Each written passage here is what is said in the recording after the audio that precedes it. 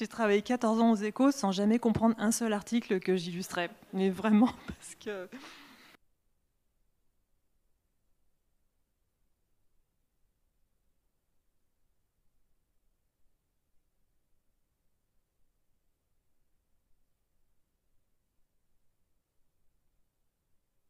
Bonjour à tous et toutes. Merci beaucoup de votre présence à cette rencontre avec Catherine Meurice au festival Mot pour Mot.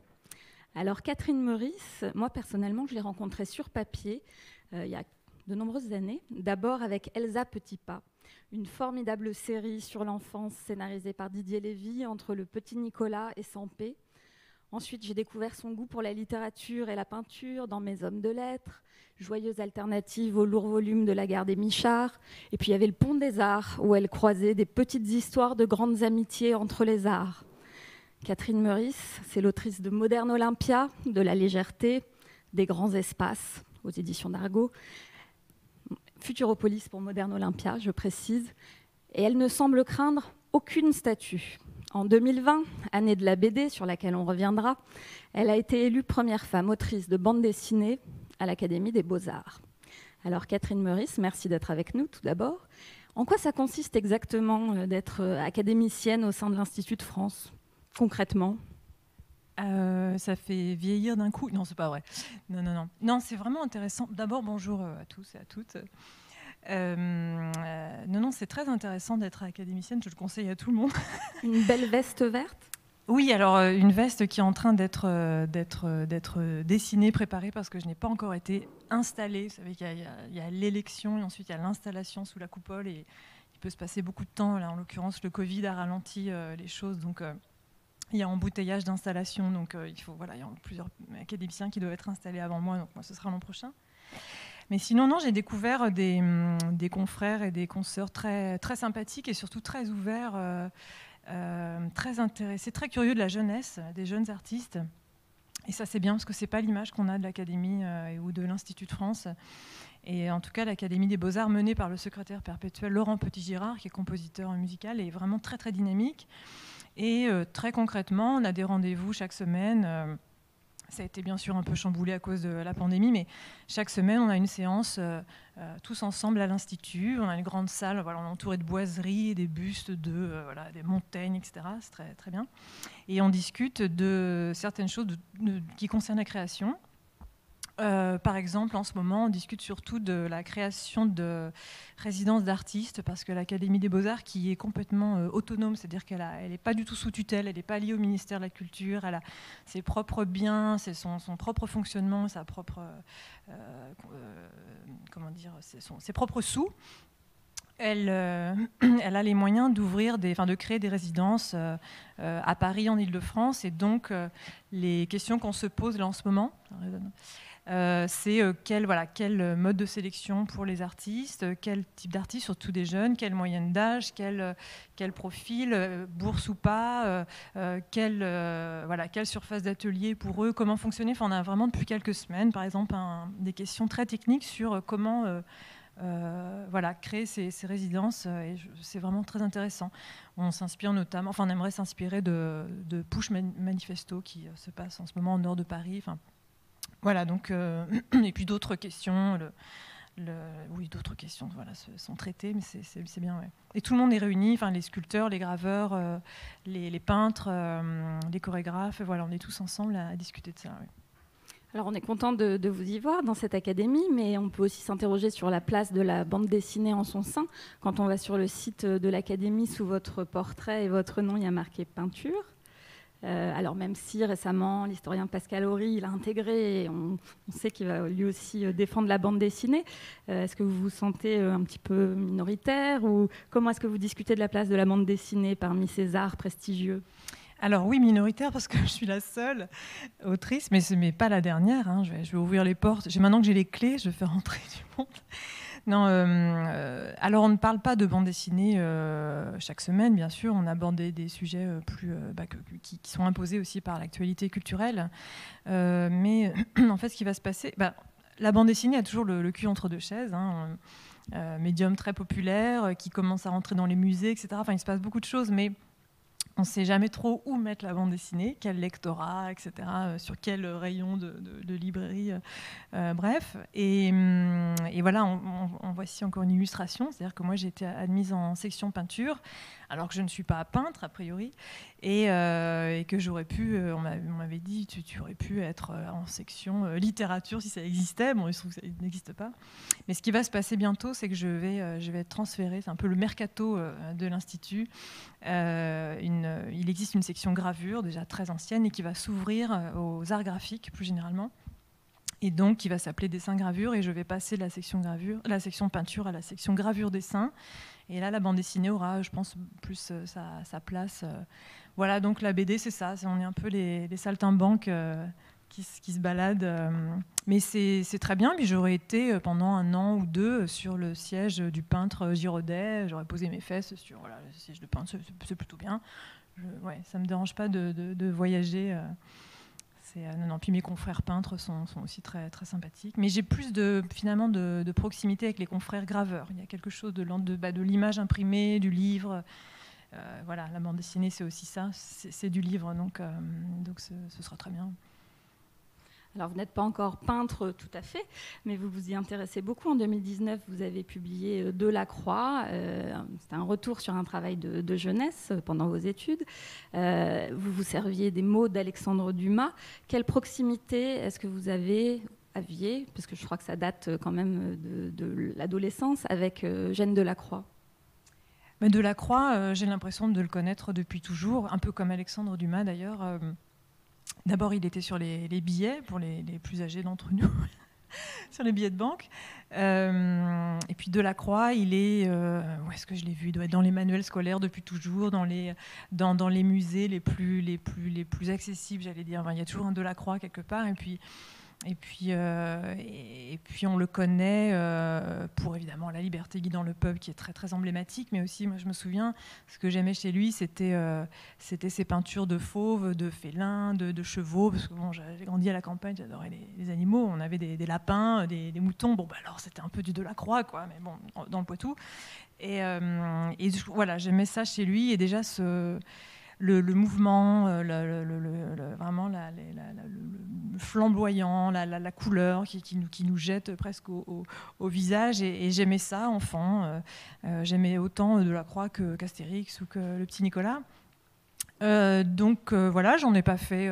Enfin, ça n'a pas été non plus une passion, hein, mais quand je suis tombée par hasard sur ce texte de Dumas, c'était en 2004, je crois. J'étais étudiante aux Arts Déco et je me suis dit, bon, ça, il faut que je l'illustre. En fait, il y avait une sorte d'urgence, enfin, je sais pas, quelque chose qui s'est imposé.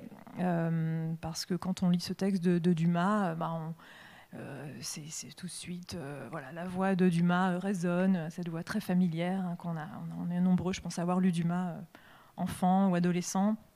Les Trois Mousquetaires, etc. En fait, Dumas raconte Delacroix comme s'il racontait Artémis, d'Artagnan, le comte de Monte Cristo, etc. Donc ça m'a tout de suite plu parce que c'était à la fois l'histoire avec un grand H et puis le petit bout de la lorgnette, les coulisses, et puis le théâtre. En fait, Dumas était un grand dramaturge et il a commencé par ça. Il était surtout une vedette au théâtre.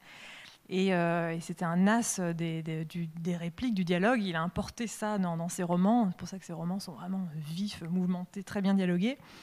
Et j'ai aimé tout de suite ce rythme qui m'a tout de suite amené vers la bande dessinée. Enfin, c'était facile de faire une bande dessinée à partir de ce texte. Même si ce texte de Dumas que j'ai adapté ne ressemble pas vraiment à une bande dessinée. C'est un peu un livre hybride entre le livre illustré. Il y a de la peinture, il y a du dessin, il y a des taches de couleur, il y a juste l'écriture manuscrite. On est un peu, je rassemble dans ce livre un peu tout ce que j'aime, la littérature, l'illustration du 19e, mais aussi la peinture contemporaine. Voilà, je fais des mélanges voilà, pour faire un livre absolument invendable. Mais c'est pas vrai, parce qu'il s'est quand même un peu vendu. Mais c'est vrai que je me suis dit, en le faisant, voilà, qu'est-ce qu'on va faire de ce livre? Et c'est pas grave, je me suis dit, bon, j'ai envie de faire ce livre, je le fais. Voilà. Alors vous avez un rapport assez merveilleux parce qu'il semble totalement décomplexé face aux grands peintres, aux musées prestigieux. Vous avez fait aux éditions Futuropolis il y a quelques années Modern Olympia et vous vous autorisez tout. Vous faites une comédie musicale à la West Side Story au musée d'Orsay. Ça vient de l'enfance, d'un rapport à l'art totalement libre. Et c'est vrai que dans l'enfance, alors j'ai grandi à la campagne, ça je le raconte dans la BD Les Grands Espaces, mais très vite mes parents ont eu l'idée de nous emmener à Paris de temps en temps, une fois par an. Donc on visitait Notre-Dame, le musée Carnavalet, etc. Donc, et le musée du Louvre, qui a été un choc quand il a ouvert. J'avais 13 ans, alors quand je le raconte dans Les Grands Espaces, je triche un peu avec la chronologie, j'ai plutôt 10 ans dans l'album. Mais très tôt, j'ai pas fait vraiment la différence entre l'émerveillement que j'avais face à la nature et l'émerveillement devant des toiles très prestigieuses. Voilà, il y avait à la fois un émerveillement et puis une familiarité, c'est-à-dire que je trouvais que les tableaux que je voyais au musée d'Orsay de Claude Monet ou de Paul en fleurs, etc., ou les tableaux de Théodore Rousseau qui peint des sous-bois, etc., ou de Corot, c'était pas très différent, ou c'était plutôt une nature plus une nature au carré qui ressemblait fort à ce que je voyais autour de moi à la campagne, et puis aussi ça ressemblait aux souvenirs que mes parents avaient de leur campagne d'enfance, et puis aux souvenirs que mes grands-parents avaient de la campagne, parce que j'ai vraiment des gens qui viennent surtout de la campagne dans ma famille. Donc tout ça était un univers familier et j'avais sans doute besoin, je ne me rendais pas compte à l'époque, là je me rends compte maintenant et ça se ressent peut-être dans mes derniers livres, mais que la nature est un refuge, est à la fois une école, une bonne école pour apprendre à dessiner et aussi un refuge. Et quand j'étais enfant, de voir la nature autour de moi et la nature représentée par des artistes, le paysage réel, le paysage imaginaire, finalement, c'était comme si ça me faisait une armure un petit peu plus épaisse pour affronter le monde. Voilà, et je crois que c'est ce qui ressort un petit peu dans mes livres maintenant. J'en ai un petit peu plus conscience aujourd'hui. Ouais. Et j'exploite ce filon. Mais alors ce filon, il naît comment? Vous dessinez beaucoup enfant, comme beaucoup d'enfants, mais vous continuez ensuite. Vous vous lancez, vous imaginez, vous vous autorisez, parce que je crois que ça n'a pas été forcément évident, vous vous autorisez à faire des études de dessin et à penser que ça peut être un métier. Comment ça s'est fait? Ah oui, je me suis jamais vue, j'ai jamais pensé que je pouvais devenir dessinatrice, parce que le dessin était présent donc, dès l'enfance, comme chez plein de dessinateurs, hein, c'est là depuis le début. Et puis j'étais pas très sûre de moi, même si je m'amusais à participer à des concours de dessin. Avec ma grande sœur, d'ailleurs, on gagnait souvent, c'était amusant. On a gagné des lots magnifiques, un caméscope, un sac but à gaz, c'est vraiment des trucs sympas. Et c'était chouette. Mais c'est vrai que ça me traversait pas l'esprit, je voyais pas, peut-être parce que je n'avais pas d'exemple autour de moi de dessinateurs professionnels et encore moins de dessinatrices professionnelles. Je connaissais pas Bretéché à l'époque. Ou Sestac. Et donc, j'ai fait mes études de manière très studieuse, bac littéraire et puis études de lettres, parce que j'étais pas sûre de mon coup. Je dis, on va voir. Vous aviez pourtant des profs au lycée qui vous encourageaient. Ah oui, tout le monde m'encourageait, tout le monde me disait qu'il faut que tu fasses une filière art appliqué, etc. Et puis je freinais des cas de fer. Je suis très peureuse, en fait, donc... encore aujourd'hui, je crois. Et non, j'étais pas sûre de moi. Donc puis je me suis dit, ça, c'est toujours bien de se faire un petit bagage littéraire. Et puis j'aimais vraiment la littérature, j'adorais ça. Jusqu'à ce qu'à la fac, à Poitiers, je me rende compte que j'aimais surtout quand la littérature était associée au dessin. Et j'aimais quand on me racontait l'histoire littéraire et quand on abordait les textes, les frontispices, les gravures dans les textes, etc. Tout de suite, il y avait une flamme qui s'allumait. Je me disais, ça, il y a un truc, ça, c'est vraiment mon truc. Le livre illustré, en fait, c'est ça qui m'intéressait. Et en visitant les journées portes ouvertes des écoles d'art appliqué à Paris, les fameuses, je suis tombée en arrêt devant les travaux des illustrateurs de l'école Estienne. Et je me suis reconnue dans leur travail. Je me suis dit, je veux faire ça. Moi aussi, je veux présenter je ne pensais pas que c'était possible de présenter des petites maquettes de livres, de faire des petites illustrations, de faire des études pour ça. J'étais assez naïve. Et voilà, donc j'ai arrêté mes études de lettres et j'ai passé le concours à Estienne. Et puis après, j'ai enchaîné avec l'école des Arts Déco. Et ça n'a été que des surprises merveilleuses. Parce que j'ai eu l'impression de découvrir la liberté. Soudain, il n'y avait plus de dissertation à faire. C'était aussi plus facile pour moi parce que j'avais on m'avait demandé de travailler énormément à la fac, justement, en lettres. Donc je trouvais que les études d'art étaient, oui, pas plus faciles, c'est un peu péjoratif de dire ça, mais soudain je pouvais me reposer un peu et moins stressée à l'approche des partiels sur, je sais pas quoi, Montaigne, Racine. Et c'était aussi la liberté dans le sens où j'ai découvert qu'on pouvait faire cours en extérieur. Les profs nous disaient allez vous balader dans telles expos et revenez avec des croquis. Alors j'ai découvert ce que c'était que le croquis dans une expo.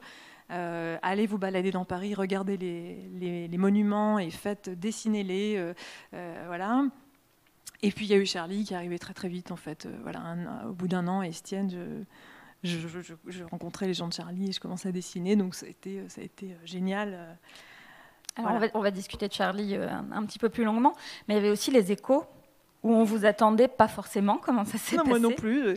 J'ai travaillé 14 ans aux échos sans jamais comprendre un seul article que j'illustrais. Mais vraiment, parce que je me souviens oui, j'avais 21 ans, j'étais à l'école Estienne en première année de diplôme des métiers d'art.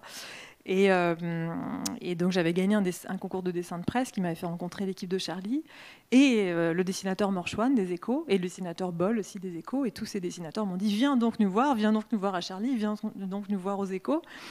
Et le directeur des Échos, qui était à l'époque Eric Israelevich, qui ensuite est allé au Monde, etc., qui est décédé maintenant,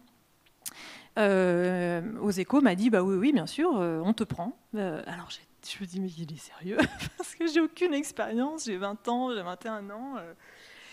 Et en fait je suis tombée comme à Charlie sur quelqu'un qui avait confiance dans la jeunesse et qui s'est dit on essaye. Et j'ai eu cette chance-là de rencontrer beaucoup de gens qui m'ont fait confiance. Ça, c'est quand même formidable. Et donc, j'ai illustré des papiers. Je me souviens, chaque semaine, je séchais les cours à Estienne quelques heures. J'allais au CDI de l'école et je recevais par fax, on avait des fax à l'époque, le texte sur le déficit budgétaire, la dette publique, la bourse. Je ne comprenais rien. Et alors, soit j'appelais mon père paniqué, qui était ingénieur... qui était surtout en train de planter ses tomates dans le jardin à chaque fois que je l'appelais, mais je lui disais mais qu'est-ce que ça veut dire quand ça monte, les actions, ça, je comprenais rien. Alors il me disait ah non, ça veut dire... Bon, il m'expliquait un peu les choses. Puis après, j'ai su quand même me débrouiller toute seule. Et surtout, ce qui m'a servi, c'est justement mes études de lettres, c'est-à-dire que j'analysais les textes économiques comme un texte littéraire, c'est-à-dire que ma pratique de la dissertation et du commentaire composé m'ont beaucoup servi. Donc j'arrivais à trouver l'information qu'il fallait illustrer, en fait, et ça m'a servi très longtemps.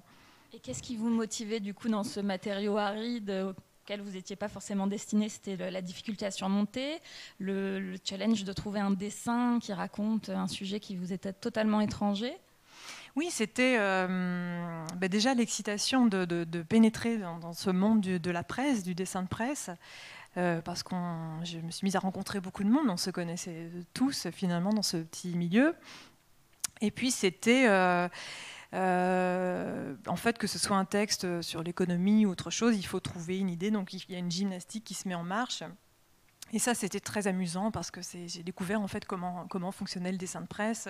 On mélange des actualités, on essaie de faire appel à des images qu'on a en tête depuis longtemps. On essaie de trouver on utilise des symboles. On va utiliser. Je me suis beaucoup au début référée à j'ai beaucoup emprunté aux peintures très connues. Je crois que mon deuxième dessin aux Échos, c'était déjà le radeau de la Méduse qui illustrait, je sais plus quoi, un effondrement économique de je ne sais plus quoi. Donc voilà, je brassais soudain beaucoup de choses pour essayer de trouver une idée simple, un gag simple. Il fallait vraiment tout mettre dans l'entonnoir et sortir une chose un peu épurée. Et puis en même temps, tout en dessinant dans les Échos, j'étais à Charlie. Je n'étais pas encore embauchée officiellement, mais j'y allais et j'avais donc les conseils de Cabu, de Ries, de Charme qui me disaient un peu comment faire. Donc c'est allé très très vite. Et de toute façon, la presse... Pardon, je vais trop vite. C'est la première fois que je refais une rencontre publique depuis le confinement, donc je suis habituée à parler.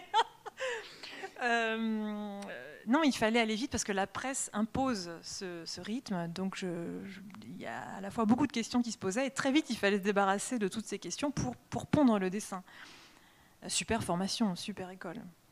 Alors Charlie, des appréhensions en y arrivant. Pas mal de timidité, j'imagine. Quand on est jeune étudiante, on débarque dans ce magazine qui peut être quand même assez intimidant pour une future dessinatrice de presse. Vous n'osez pas parler en réunion, par exemple, ce qui est très courant quand on arrive quelque part. Comment est-ce que vous êtes accueillie à Charlie ? Mais j'ai été très très bien accueillie, vraiment, parce que tout le monde était très très très content qu'il y ait quelqu'un de jeune et surtout une fille. Je me souviens vraiment de la joie des copains dessinateurs, Cabu, Wolinski, super content, Tignous, hyper content qu'une fille enfin s'intéresse au dessin de presse, parce qu'ils ne comprenaient pas pourquoi les femmes ne s'intéressent pas au dessin de presse. Bon, soudain, j'en ai un peu cassé ce truc-là. Et non, très bien accueillie, mais alors j'étais terrifiée, hyper intimidée. Parce que je me dis, je ne suis pas à la hauteur, je suis toute verte, quoi. J'ai encore rien fait, j'ai pas de style, j'ai rien. Enfin, puis j'étais très très admirative de leur sens de la répartie, de leur humour. C'était du ping-pong. C'était pas que des blagues, hein, c'était des choses. Enfin, ils rebondissaient sur l'actualité. Il y avait des gens hyper brillants. Cavana était encore là. Hein, il est mort qu'en 2014. Bernard Maris, Charb, machine à gag, impressionnant. Et j'arrivais pas à répondre, j'avais pas assez de répartie, ça allait trop vite pour moi. Et j'étais tellement timide que je n'osais pas afficher mes dessins avec les autres. Et pourtant, les luses, etc., me disaient mais affiche même Philippe Val me dit mais affiche tes dessins, c'est comme ça que ça marche, sinon on peut pas voir ce que tu dessines. Et j'étais là enfin je sais pas, comme mon étudiante des beaux-arts, bon, je me disais mais c'est tellement nul ce que je fais, ils vont pas rire, etc. Et puis j'ai fini par le faire. Mais c'est vrai qu'au début, j'étais tellement timide que je me souviens que parfois j'osais même pas leur dire au revoir. Donc j'allais à la photocopieuse et je faisais semblant de photocopier un truc. Confidence, on est entre nous. En attendant que tout le monde s'en aille ou... Je sais pas, ça me rapprochait de la porte de sortie en fait. Mais je me souviens, et je me retrouvais sur le trottoir en disant mais quel idiote, mais quel manque de simplicité. Enfin, et voilà, je pense qu'ils n'ont jamais su, je l'aurais jamais dit que les premières années. Voilà, j'étais souvent la photocopieuse. Et puis après, c'est devenu un jeu. Voilà, au bout d'un an ou deux, c'est devenu génial en fait, parce que j'ai enfin osé partager. Et puis en fait, c'était beaucoup plus rigolo, même si ce que je montrais n'était pas bon, pas toujours bon. C'était beaucoup plus marrant de se confronter aux autres.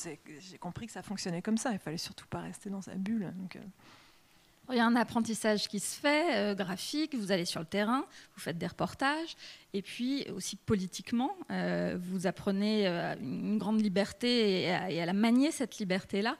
Qu'est-ce qui vous a marqué le plus dans vos reportages ? Alors, mon premier reportage, j'ai été très marquée pour le coup c'était à la jungle de Calais. Enfin, la jungle existe encore. J'ai fait ce reportage avec la journaliste Agathe André, à l'époque, en 2005. Et alors là, ça m'a sorti de l'école d'art, de l'atelier, de la chambre où on fait ses petits dessins. Là, c'est vraiment confrontation au réel. Et donc, j'ai accompagné cette journaliste et il s'agissait de faire des croquis sur place. Donc, on avait interrogé des clandestins, on ne les appelait pas les migrants à l'époque. Hein. On avait vu beaucoup d'Irakiens, notamment. Il n'y avait pas encore de Syriens, je ne crois pas, donc beaucoup d'Irakiens, je me souviens, qui vivaient dans des conditions épouvantables, des enfants, des femmes, beaucoup d'hommes. On y était allé avec peut-être, je ne sais plus, Médecins du Monde, je ne sais plus quelles associations on avait vues sur place. Et puis les CRS qui couraient déjà derrière les migrants. Donc j'avais vu tout ça, et puis il fallait croquer les gens qu'on interviewait, croquer les scènes qui se passaient, voilà, les trucs qu'on voyait un peu au loin, hop, tout de suite le mettre dans le carnet. Et oui, ça fait grandir d'un coup. Et j'ai fait pas mal de reportages comme ça sur des sujets de société. Je me souviens avoir visité des squats en Île-de-France ou même en province, ou même des camps de Roms, voilà, des choses assez dures. On voit des gens qui vivent dans des conditions assez dures. Et puis après, il y avait des reportages aussi très marrants, des rencontres aussi. Je me souviens d'une interview, alors je n'étais pas seule, hein, mais j'accompagnais pour faire les dessins, une interview de Monicelli, le réalisateur italien, voilà, qui parlait en français de son cinéma, etc. j'ai eu l'impression d'apprendre 1000 choses. Oui, j'ai bossé 12 ans en fin de compte à Paris, à Charlie et à Paris. Et déjà à peine on a commencé, encore je suis fatiguée. Et non, Philippe Val, qui était le directeur de Charlie à l'époque, m'avait confié les pages culture, donc je pouvais faire ce que je voulais en dessin sur l'actualité culturelle du moment. Donc je suis allée faire des croquis au Théâtre du Châtelet, dans les expositions. Enfin, c'était génial. J'ai eu l'impression d'enfiler des bottes de 7 lieues et de courir comme ça. Ouais, vraiment très, très marquant, très intéressant. Alors le 7 janvier 2015, Charlie Hebdo est attaqué par des terroristes. Plusieurs de vos collègues sont assassinés. Comme Luce, vous arrivez en retard ce matin-là et survivez. Dans La Légèreté, publié en 2016, vous racontez comment, pour renouer avec la vie, vous êtes parti en quête du beau. Comment êtes-vous arrivé à la Villa Médicis et qu'est-ce que vous y avez trouvé ? Alors, après l'attentat, quelques jours après, on était tous dans un état absolument épouvantable, de choc traumatique, état de dissociation, pour ma part, amnésie, problème de concentration, etc. Et pour autant, on était encore ensemble avec les survivants de Charlie, on était hébergés à Libération, etc. On a fait le journal, qui était appelé le journal des survivants, etc. Donc j'étais pas complètement seule, j'étais seule dans ma tête, mais j'étais aussi entourée des survivants de Charlie. Et très vite, j'ai eu l'intuition comment dire, le mot beauté est apparu, je ne sais plus trop comment, je me souviens que j'avais ça un peu en tête, et puis un jour on a eu une conversation par mail avec Philippe Lançon qui était encore à l'hôpital et qui écrivait ses chroniques, et il parlait de beauté aussi, donc on en a parlé, je me dis c'est marrant, moi aussi il y a le mot beauté qui me trotte dans la tête, je ne sais pas trop ce que ça signifie, voilà, je ne savais pas du tout ce que ça recouvrait, mais il y avait quelque chose qui venait toquer à la porte là, au cerveau, et j'ai cherché un abri, en fait, j'ai cherché un refuge. Je me suis dit, où est-ce que je peux trouver cette beauté, qu'est-ce que ça signifie, et la première idée que j'ai eue, c'était la Villa Médicis, alors je sais pas, parce que j'ai jamais eu cette idée avant, c'est quand même une résidence extrêmement prestigieuse. Une fois de plus, quand on fait de la bande dessinée, on ne voit pas pourquoi on irait à la Villa Médicis, parce qu'il n'y a pas de place pour les auteurs de bande dessinée. Ça commence à changer, mais bon, à l'époque... Mais alors, je me suis accrochée à cette idée. Je me dis, mais il faut que j'y aille, il faut que j'y aille. Et ce n'était pas tant pour la résidence que pour l'Italie, Rome. Il y avait encore cette intuition qui me disait, je vais trouver quelque chose là-bas.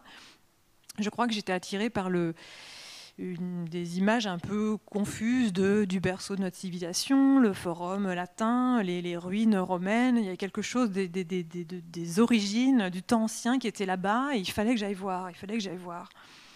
Et je suis allée voir. Il fallait que j'y aille, que je sois admise j'étais juste hébergée par la Villa Médicis, je n'ai pas été pensionnaire. J'ai résidé seulement un mois là-bas. Et si je n'avais pas été admise, j'y serais allée quand même, ailleurs dans un hôtel, je ne sais pas où, peu importe. Et sur place, j'ai posé mes valises là-bas, donc j'ai été tout de suite enveloppée de cette douceur déjà de la lumière romaine. Je suis arrivée à la villa, c'était 4 jours après les attentats du Bataclan, donc j'étais encore dans le truc du... Voilà, je me souviens que les gens à la villa m'ont dit « Oh là là, attention, vous savez, il y a des militaires à l'entrée de la villa, on est désolé pour cette vision, ça va vous faire drôle. » J'ai dit « Non, vous savez, je suis entourée de gardes du corps, c'est juste le quotidien, donc vous inquiétez pas. » Mais pour autant, je me souviens de cette sensation d'enveloppement. J'avais une chambre dans le palais, le palais principal. Et je suis montée à l'étage, il n'y avait pas d'ascenseur, donc déjà c'est des vieilles marches en pierre, en colimaçon. Je suis arrivée au premier étage, il y avait une sorte de vestibule avec des copies anciennes de tableaux de Raphaël au mur, des lampes, un éclairage jaune-orange. Et alors là, je me suis sentie tout de suite mieux. La lumière, la chaleur, l'art, quelque chose d'antique, d'ancien. J'ai commencé à sentir qu'il y avait un truc là qui allait m'aider. Et après ça, donc pendant un mois, j'ai quadrillé la ville de Rome à pied. J'ai aussi rencontré les artistes de la villa, et tout ça a commencé. La marche dans Rome a commencé à me redonner accès à mes souvenirs. La mémoire a commencé à revenir. Les phrases entières ont commencé à revenir. Et la légèreté était composée comme ça. C'est-à-dire que j'ai noté des fragments dans un carnet qui m'accompagnait à Rome pendant un mois, et le livre était composé comme ça. Et la surprise que j'ai eue, c'est que j'ai visité tous les musées de la ville, comme je fais souvent ça dans les villes. Il se trouve qu'à Rome, ce sont surtout des musées d'art ancien. C'est pas vraiment une ville d'art contemporain. Et je me retrouvais attirée par les statues abîmées, démembrées. Vraiment, j'allais comme attirée, voilà, comme un aimant devant ces statues mutilées par le temps qui passe, par la pluie, etc. Parfois par quand même les barbares, hein, qui ont les envahisseurs multiples qui sont passés par cette région d'Europe. Et en voyant ces corps abîmés, j'ai cru voir mes amis de Charlie dans la salle de rédaction, que je n'avais pas vu. Parce que moi, le 7 janvier, j'étais en bas de la rue, donc j'ai entendu le son de l'attentat, j'ai entendu la voix des Kouachi, et j'ai entendu le son des armes, mais je n'ai rien vu. Et non pas que cette image me manquait, parce que je pense que j'aurais pas voulu voir mes amis au sol, certainement pas. Ce que Luz a vu, par exemple, qui raconte dans Catharsis, dans sa BD. Mais néanmoins, mon imagination avait commencé à tourner, à devenir un peu dingue, quoi, parce que j'avais ce son. Et puis, qu'est-ce qui s'est passé auprès de mes amis, comment ils sont morts, en fait. Et en voyant ces statues, j'ai vu leur corps.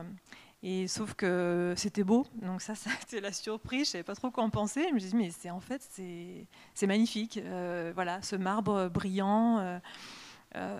Et donc ce choc-là devant les statues, je crois que ça m'a permis de commencer à circonscrire quelque chose, peut-être la violence de l'attentat, la mort. Je me suis approchée un peu en douceur de ce massacre. Et l'art, ces œuvres d'art, en tout cas ces statues, donnaient un visage au massacre. Et les Gnobides dans le jardin de la Villa Médicis, pareil. En plus, c'est une scène de massacre qui est représentée, Artémis, etc. Et voilà, donc pendant tout Rome, j'ai été entourée en fait de mes copains disparus, mais qui avaient. C'était sublimé, c'était vraiment sublimé, ouais, complètement. Et ça, j'ai décidé de le raconter parce que c'était inouï comme expérience. Je me suis demandé ce qui m'arrivait. Et puis je sentais que ça me faisait du bien, donc je me suis dit je vais le raconter je me suis pas dit je vais le raconter pour que ça se sache. Je n'y pensais pas du tout parce que je pensais même pas faire ce livre. Mais je me suis dit je vais le raconter parce qu'il faut pas que j'oublie ce qui s'est passé.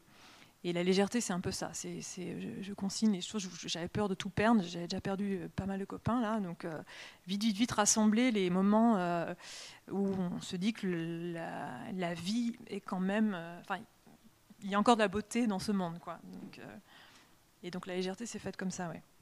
La quête du beau, on a le sentiment que vous la continuez ensuite et que vous la racontez dans les grands espaces. Là, vous faites un retour sur votre enfance, votre rapport à la nature. C'est quelque chose qui est très présent pour vous et dans votre art. Est-ce que vous travaillez dehors? Est-ce que vous faites des croquis? Est-ce que vous allez puiser l'inspiration dans la nature aujourd'hui? Non, pas beaucoup et pas assez d'ailleurs, parce que je manque de temps malheureusement. Mais ça m'arrive en vacances. Voilà, quand je suis en vacances, je fais des croquis de la nature et c'est très très apaisant de se planter devant un hortensia puis de dessiner tout en détail. Non, la nature est présente. Après, la nature devient un sujet. Elle est au cœur de ma prochaine bande dessinée. Enfin voilà, ça revient. Les grands espaces, c'est parler plutôt de campagne, de paysages ruraux, de mon enfance, mais aussi des paysages actuels. Il y a un peu un mélange comme ça dans l'album, de paysages qui disparaissent. Il y a toujours cette peur de perdre les choses, hein, qui fait suite à la légèreté. C'est vraiment un album qui est proche de la légèreté pour ça. Voilà, peur de rendre compte ou se souvenir des paysages qui ont été modifiés par l'agriculture intensive, des paysages qui ont disparu, des paysages qui ont été rêvés aussi. Voilà, du jardin protecteur, de qu'est-ce qui se passe quand on sort du jardin, et aussi le monde. Bon, voilà, tout ça, c'est dans les grands espaces. Et pour dessiner les grands espaces, je suis allée chez mes parents dans la campagne que je connais depuis l'enfance, et j'ai fait beaucoup de photos. Et puis ensuite, l'imagination a pris le relais. Et là, pour l'album que je fais aujourd'hui, pardon, c'est pas votre question, mais j'enchaîne. Ça se passe au Japon et je parle plutôt. Alors, ça va se passer dans un Japon rural aussi où je dessine beaucoup de paysages, de fleurs, etc. Mais la question qui est au centre, c'est plutôt la place de l'homme avec un grand H dans la nature, parce que voilà, il sera question de typhons, de cataclysmes naturels, pas très loin. Voilà, donc ça prend une autre dimension, quoi. Là, je parle plutôt de nature plus que de campagne. Ouais. Alors, c'est un album dont vous avez écrit le scénario pendant le premier confinement. Vous avez avancé sur le dessin, il sortira en octobre, hein, c'est ça? Oui, c'est ça, fin octobre. Ouais. Non, j'ai écrit le scénario, pardon, pendant le premier confinement.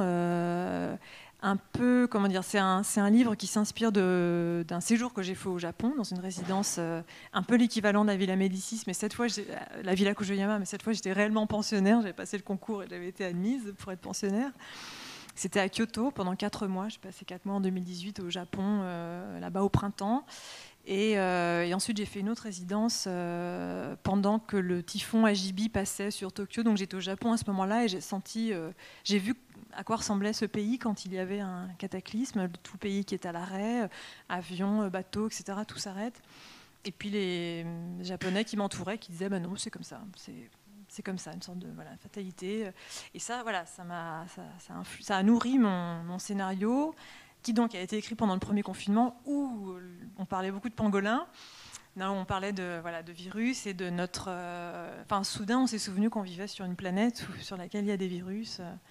Qui peuvent être transmis par les animaux, quand la nature n'est pas suffisamment respectée. Voilà, et que notre trop grande proximité avec le monde sauvage crée pas mal de problèmes. Donc tout ça, ce sera un livre comique, bien sûr, mais il y a ça qui est quand même un petit peu derrière, dans le scénario. Ouais. Depuis quelques années, votre trait a pas mal évolué, il s'est arrondi, c'est quelque chose de conscient, de délibéré. Comment est-ce que vous travaillez l'évolution de votre style graphique ?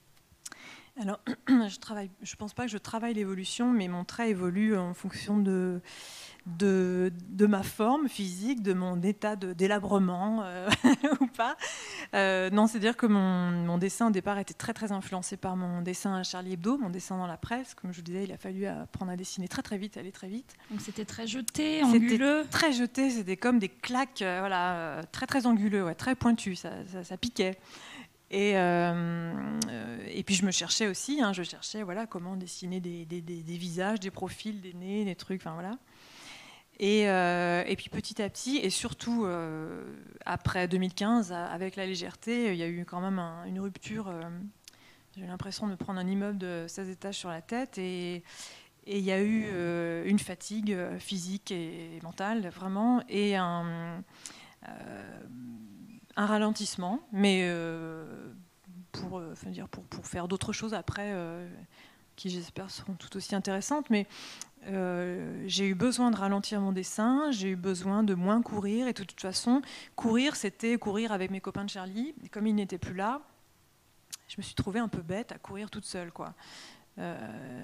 Parce que je voulais plus continuer avec la nouvelle équipe de Charlie, parce que j'avais envie de changer, et puis même j'étais rentrée à Charlie pour vraiment bosser avec Charme, Cabu, etc., tous ceux qui étaient morts. Et cette course, elle avait plus trop d'intérêt, et finalement je me suis retrouvée dans un dessin plus tranquille, alors qu'il reste vif, j'espère, parce que sinon je pense qu'on va tous s'ennuyer. Mais je prends plus le temps de dessiner, je crois, oui. Donc il y a des choses qui se sont arrondies, et puis je prends plus le temps de raconter les choses, je crois. Voilà, je ne cherche pas à faire un gag par case, ça me paraît moins... ça a moins de sens aujourd'hui, quoi. Voilà, je crois que c'est comme ça que mon dessin évolue, même si je fais toujours attention à ce qu'il y ait quand même du comique, parce que j'ai toujours la trouille de cesser d'être drôle. J'espère déjà que je suis drôle dans mes albums précédents, mais je me dis toujours, quand je commence un nouveau livre, je me dis oh là là, mais comment est-ce que je vais pouvoir retrouver l'humour qu'il y avait dans Modern Olympia? Oh là là, je vais jamais y arriver. Bon, j'essaie de maintenir un truc quand même pour pas que mes albums soient trop graves, quoi, parce que finalement j'aborde des sujets qui sont pas toujours très très marrants. Mais pourquoi c'est une nécessité, l'humour? Pourquoi est-ce que la poésie, par exemple, ne pourrait pas suffire dans vos albums? S'il n'y avait que de la poésie, déjà je ne suis pas assez experte en poésie pour bien naviguer là-dedans, et puis je crois que ce serait trop sérieux. Je peux pas me départir de l'humour, c'est pas possible. ma façon de voir le monde, c'est une façon de se protéger, c'est ma grille de lecture. Non, je pourrais pas. Et puis j'aurais peur d'ennuyer le lecteur. Il y a vraiment, c'est une forme de séduction aussi. C'est chercher à être accepté. Enfin, il y a beaucoup de choses, même si l'humour passe pas partout dans le monde, on le voit malheureusement, mais non, j'ai besoin de la farce, j'ai besoin du burlesque. C'est quelque chose qui me fait rire dans la vie. Voilà, le corps en mouvement qui se casse la figure. Charlot, enfin voilà, tout Charlot me fait rire. Tout Tex Avery me fait rire. Il y a quelque chose qui dit tout de ce qu'on est, en fait, du corps qu'on a, de notre condition d'humain. On ne vaut pas plus qu'une petite grenouille ou qu'une mouche, quoi. Enfin, et j'aime bien, oui, ce décalage, cette façon de nous remettre à notre place aussi. L'humour nous remet à notre place, je crois. Enfin, j'ai l'impression que c'est le remède à la vanité. Enfin, j'espère, ouais. Après, si je dis que je suis trop drôle, je suis vaniteuse. Bon, ça marche pas bien. Ouais, donc. On va laisser la parole au public dans quelques minutes pour vos questions. Avant, je voulais qu'on aborde l'année de la bande dessinée, l'année 2020. Quoi ? Oui, on en a parlé en introduction. Vous étiez marraine de cet événement organisé par le ministère de la Culture et vous avez démissionné avec les autres parrains et marraines. Est-ce que vous pouvez expliquer pourquoi ?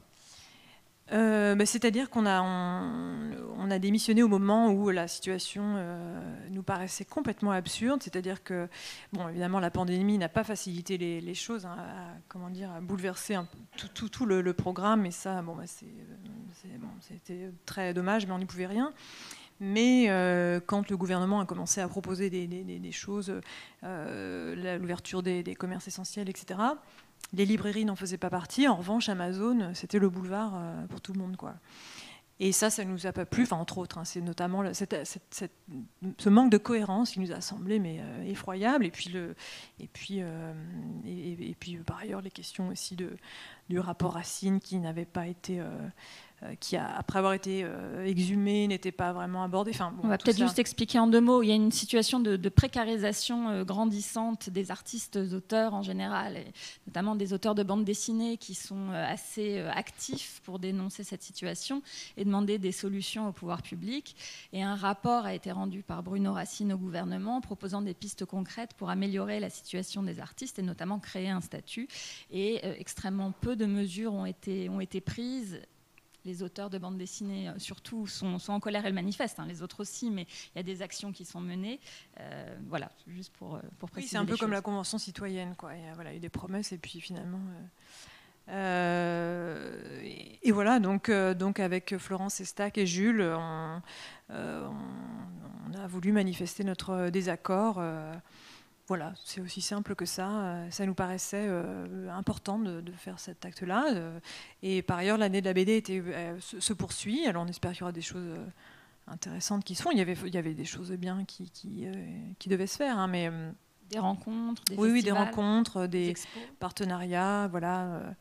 Mais et voilà, en tout cas, non, notre démission était un geste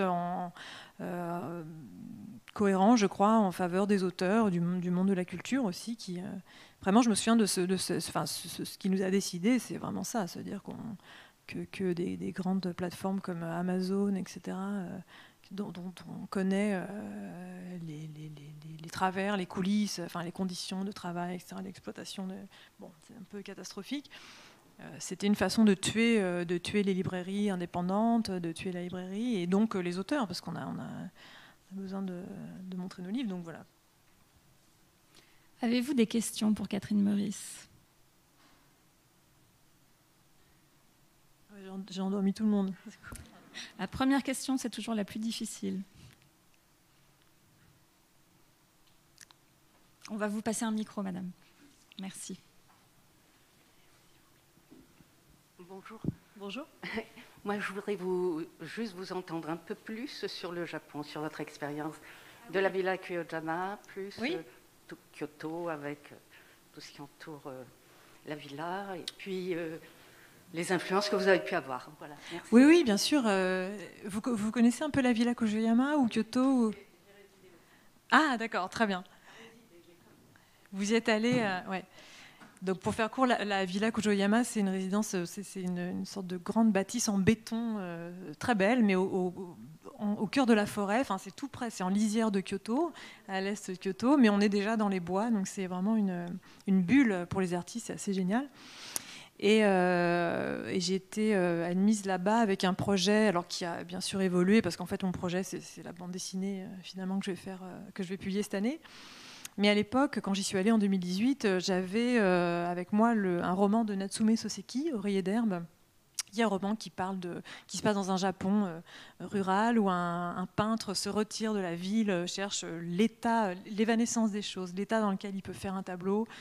Et il cherche ça dans la nature, et puis il échoue, il n'y arrive pas, il arrive à faire que des haïkus. En fait. La poésie prend le dessus, il n'arrive pas à peindre. Il se passe plusieurs choses, etc. Et quand je suis allée au Japon, je suis allée sur les traces de Soseki, et je suis notamment allée dans le sud du Japon, où j'ai retrouvé l'endroit où Soseki a écrit ce livre, et notamment l'auberge thermale qui sert de décor au roman. Donc j'ai visité les décors du roman. Et là-bas, Soseki, c'est un peu le Proust japonais. Ça tombe bien, j'aime bien Marcel. C'est un peu, voilà, il y a un pèlerinage, il y a tout un circuit Soseki, par Kumamoto, etc., tout le sud de l'archipel. Et alors que j'avais lu ce roman Oreiller d'herbe en France et que j'avais dû le relire plusieurs fois pour essayer de comprendre, la structure de ce roman est assez particulière, c'est pas facile au premier abord. Quand je l'ai relu au Japon et quand j'ai vu les décors réels, j'ai tout de suite compris le roman, je l'ai senti, j'ai enfin compris l'architecture des bains publics, la vue que le personnage avait en sortant de la chambre. Je me demandais pourquoi est-ce que la mer est tout près. Enfin voilà, j'ai compris où c'était. La mer est présente partout là-bas. Donc il y a eu cette expérience-là, assez littéraire. Par ailleurs, j'ai eu un moment proustien aussi, tout au sud du Japon, c'est-à-dire que je me baladais, là aussi j'ai beaucoup voyagé seule pendant cette résidence, à vélo, je crois que j'ai fait tous les moyens de transport sauf l'hélicoptère et le poney, je crois. Et j'ai eu un moment dans le sud du Japon où alors j'étais dans un décor complètement exotique, on pourrait dire, c'est-à-dire un rivage, des palmiers qui voisinent avec des cerisiers en fleurs, une végétation très particulière d'Asie. Il y a eu un parfum dans l'air et pendant quelques secondes, je me suis vue dans mon Poitou natal, en fait. J'ai cru que j'étais chez moi. J'ai dû m'arrêter, poser les pieds à terre, et puis vraiment, c'était l'expérience de la Madeleine, souvenir involontaire. Alors ça m'a marqué, donc j'ai consigné tout ça. Et puis rien n'est sorti tout de suite, hein, c'est-à-dire que c'était trop à vif pour créer un livre. Donc à chaque fois, on me demandait « Mais qu'est-ce que tu vas faire de ta résidence ?» Je ne sais pas. Mais pourquoi tu es en résidence? Je ne sais pas. Mais tu es payé pour être en résidence? Oui, pardon, patientez un peu. C'est très étrange, hein, l'expérience de la résidence. Non, mais j'étais seule. Il y a des binômes, mais moi j'étais seule. Les binômes ne peuvent rester que 2 ou 3 mois, et quand on est seul, on peut rester 5 à 6 mois. Je suis restée 4 mois. Et je suis allée au Japon, 4 mois au printemps, donc j'ai vu, de février à fin mai, donc j'ai vu tout le printemps arriver. Et ça aussi, ça m'a marqué. Et ce qui était étonnant aussi, c'est que je pense que j'ai ressenti ce que beaucoup de gens d'occidentaux ressentent quand ils arrivent au Japon. Je l'ai même retrouvé chez Lévi-Strauss ou Michel Foucault, etc. On met le pied au Japon, qui est complètement l'opposé de la France, culturellement. C'est l'autre face de la Lune, comme dirait Lévi-Strauss. Et on reconnaît des choses de chez soi. C'est très étonnant. Il y a une étrangeté, il y a une familière étrangeté. Et ça, c'est un fil rouge que je tire dans ma bande dessinée. Il y a un personnage qui me ressemble, qui va à la rencontre du peintre japonais qui est inspiré du roman de Soseki. Ils vont parler de choses et d'autres, et mon personnage va s'interroger constamment des choses qu'elle reconnaît dans un décor qui n'est pas le décor familier, et pourtant, etc. Donc il y a une réflexion aussi, encore une fois, sur le paysage, le milieu, et le paysage, le sensui, je crois en japonais, la montagne et l'eau, et ce qui se passe, l'énergie qui circule entre les deux, voilà.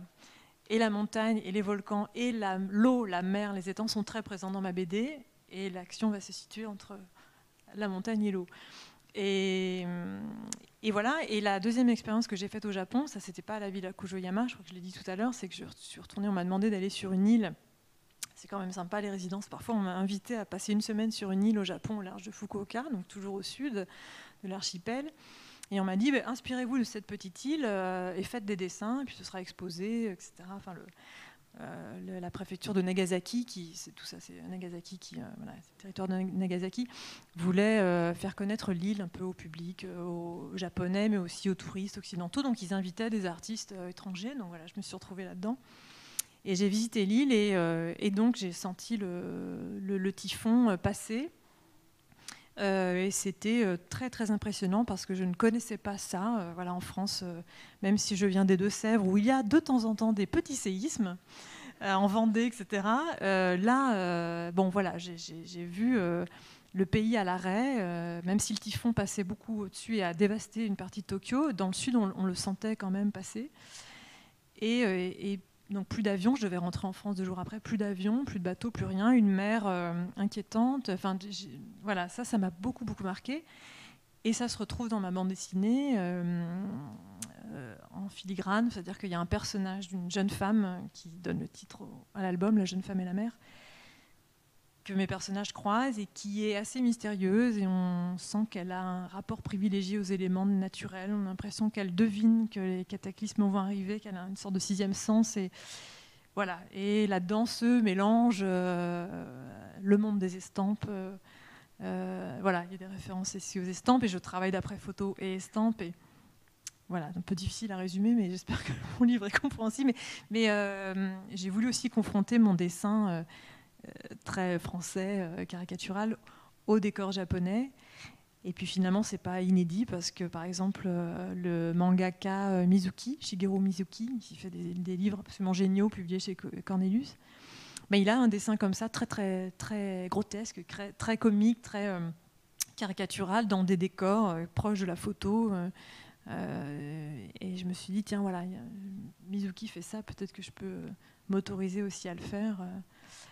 Voilà, donc beaucoup de choses, beaucoup de questions, beaucoup de pistes que je malaxe, qui vont se retrouver dans ce livre, voilà, qui sera une fois de plus humoristique, c'est-à-dire que je cherche aussi à faire rire. C'est pas une réflexion trop grave sur notre rapport au monde, mais en tout cas la question de notre place dans la nature se pose. Ouais. C'est vrai que le Japon, on ne finirait pas d'en parler. Oui, on ne finirait pas d'en parler, et surtout, moi, je me suis dit, en arrivant là-bas, je vais rien comprendre. Et en effet, j'ai rien compris. Et je suis repartie en France, je me suis dit, j'ai rien compris, mais c'est pas grave, je vais garder ce mystère, il est là. Et c'est ce que je voulais montrer aussi dans mon livre, en tout cas faire passer. C'est-à-dire que mon personnage de Française dans le livre ne cherche pas à comprendre absolument le Japon, elle ne cherche pas à parler japonais.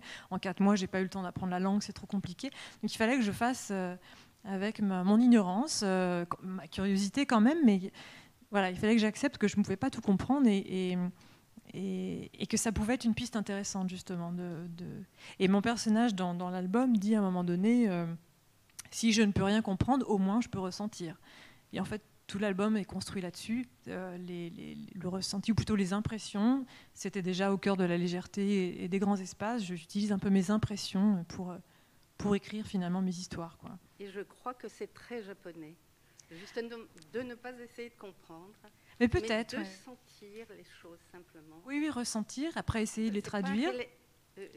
C'est pas intellectualisé là-bas, voilà. Oui. Donc, je crois que c'est... Oui, c'est ça, et pas chercher à se mesurer au Japon, essayer de penser comme eux, surtout pas. Oui, ressentir les choses, tout simplement. Et après, essayer de le traduire en bande dessinée, ce qui n'est pas évident, mais justement, j'utilise la nature, le paysage, les estampes, un peu tout pour faire cette petite cuisine qui, j'espère, vous plaira. On verra. Est-ce qu'il y a une autre question pour Catherine Meurice ? Alors, moi, j'en ai une que je vais poser, une petite dernière, si jamais une autre vous vient. Je voulais savoir, Catherine Meurice, comment s'était passée votre expérience de concert dessiné juste derrière à la Philharmonie au mois de décembre, où vous avez illustré L'Oiseau de feu de Stravinsky, pendant que les musiciens jouaient en direct. Ah oui, ça c'était merveilleux aussi, parce que alors ça devait être un concert dessiné en public, il devait y en avoir 5, et puis évidemment avec les confinements, etc., tout a été annulé, mais on a fini par faire le concert sans public. Et donc, j'ai beaucoup travaillé avec une équipe de l'Orchestre de Paris, surtout. Moi, j'ai fait mes illustrations de mon côté avec la bande-son. Et puis ensuite, on a vu ensemble comment bien découper les choses, comment il fallait que l'histoire soit compréhensible. Ça devait s'adresser à un jeune public, donc il fallait que mes dessins fassent bien comprendre l'histoire aux enfants. Donc j'ai retrouvé un peu mon goût pour l'illustration jeunesse que j'avais laissé de côté depuis quelques années. Et ce qui a été... c'était miraculeux parce que la réalisatrice, le concert donc, a été filmé. On peut le voir. Hein, on peut le voir sur le site de la Philharmonie. Voilà, exactement, vous pouvez le voir. La réalisatrice a eu l'idée non pas de me mettre sur une petite table derrière l'orchestre. Souvent, c'est ça, hein, le dessinateur est dans l'orchestre. Non, là, elle m'a mis sur la scène de la Philharmonie. Et tous les musiciens, au complet, l'Oiseau de Feu, c'est le plus gros orchestre qu'on puisse trouver en orchestre symphonique. Je crois qu'ils sont 120, je ne sais plus. Donc, il y avait l'orchestre au complet, un peu avec des petites distances de sécurité, dans les conditions sanitaires, bien sûr, respectées. Et moi, j'étais au-dessus, mais je ne les dominais pas vraiment parce que c'est plutôt la musique qui me dominait. Et il y avait un voile de tulle immense qui servait d'écran, qui séparait la scène de l'orchestre. Et on avait installé une table d'archives, une table à dessin sur cette scène. Donc on avait reconstitué un peu les conditions de mon atelier. J'avais apporté mes fournitures, mes encres, mes machins, tout ça. Et de l'autre côté du voile de tulle, il y avait l'orchestre qui jouait et mes dessins étaient projetés. Il y avait des dessins qui étaient déjà tout préparés, qui étaient projetés sur l'écran, et d'autres que je faisais en live, plusieurs, et qui étaient aussi projetés sur l'écran. Et alors, venir dessiner et surtout entendre jouer un orchestre complet après, c'était en décembre, après le confinement, je crois qu'on était reconfinés fin octobre, etc. Mais alors, ça a été, mais j'en ai pleuré d'émotion, quoi. C'était génial, et je me suis dit, mais on a besoin de ça, quoi. On a besoin de musique, on a besoin de concerts, on a besoin d'expos, on a besoin de théâtre, on a besoin de... C'était merveilleux, cette communion. C'était vraiment de l'ordre de la communion. Voilà, malgré l'absence de public. Oui, malgré l'absence de public, cette merveille de musique, l'énergie des musiciens, le professionnalisme des gens du chef d'orchestre, bien sûr, des gens qui ont filmé. Enfin, ça m'a transportée, quoi. Et j'ai eu l'Oiseau de Feu en tête pendant un moment après. Et alors, quand je vois le film, je ne retrouve pas vraiment la magie. Je ne peux pas vous dire ça, le film est très bien. Mais ce n'est pas du spectacle vivant, quoi. Voilà. C'est bien quand même. Si la réalisatrice m'entendait, coupez la source. C'est très beau, on peut voir vos dessins qui sont somptueux, chatoyants, et c'est un bon moment quand même. On passe un bon moment.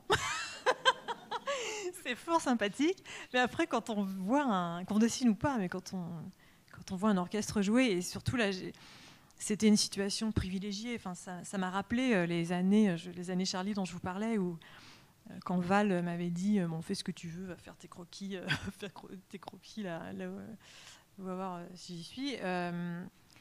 Je m'étais bien entendue avec le directeur du Châtelet qui avait soudain trouvé ça très rigolo qu'une dessinatrice de Charlie s'intéresse au théâtre du Châtelet. Donc il m'ouvrait les portes constamment, et j'allais dans les coulisses et j'assistais à des comédies musicales, notamment du Châtelet. J'ai fait des affiches d'ailleurs. J'ai fait une affiche, une affiche pour Sweeney Todd. Et il y a eu, je sais plus quoi, La Mélodie du Bonheur, Chantons sous la pluie, etc. Un Américain à Paris.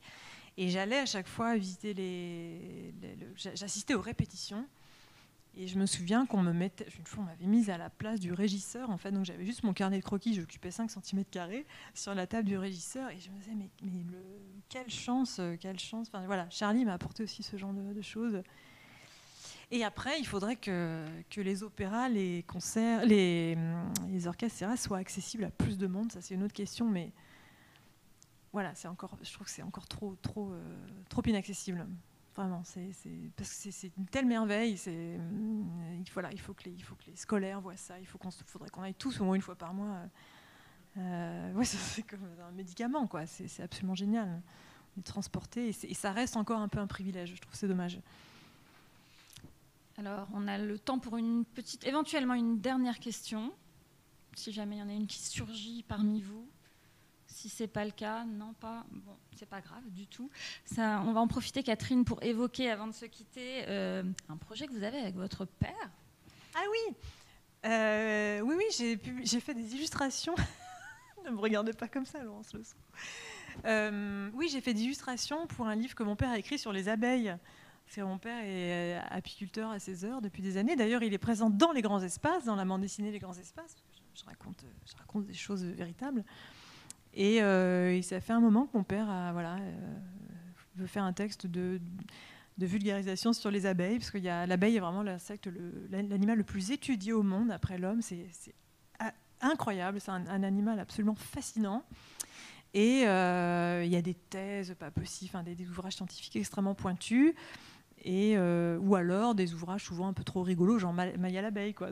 Donc là, c'est un livre plutôt accessible et qui raconte ce que c'est qu'une ouvrière, une butineuse, etc. Enfin, c'est génial, la pollinisation, l'essaim, comment